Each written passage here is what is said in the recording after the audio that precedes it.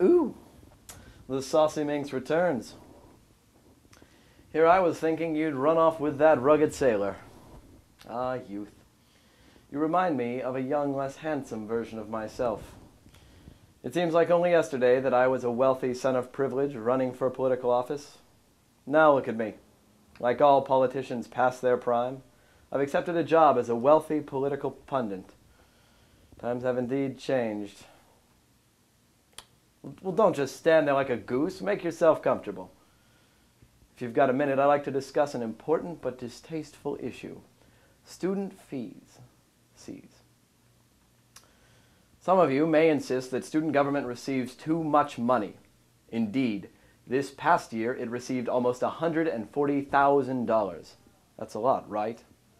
Perhaps. But not compared to the budget given to the Student Services Budget Committee, or SSBC. The 5 students on this committee control almost $38 million, all of which are from student fees. 2 of these 5 student seats are reserved for the president and vice president of student government. That same president and vice president also decide which 3 other students to appoint. Rest assured that the important issues of common students are well represented.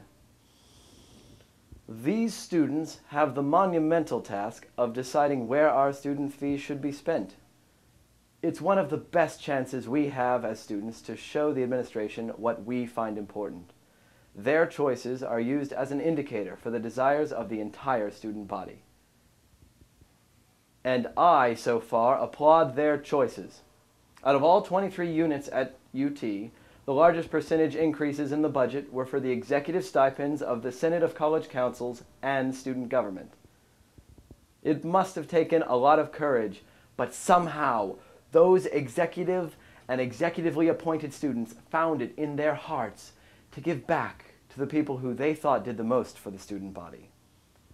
But between the 2 of those organizations, they averaged an increase of 8.5% in their own tuition allotments, making them both the first and second highest increases in the entire university.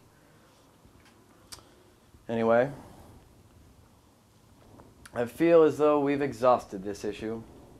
If you could leave quietly, I need my full concentration when trying to imagine new, exciting ways to wear an ascot.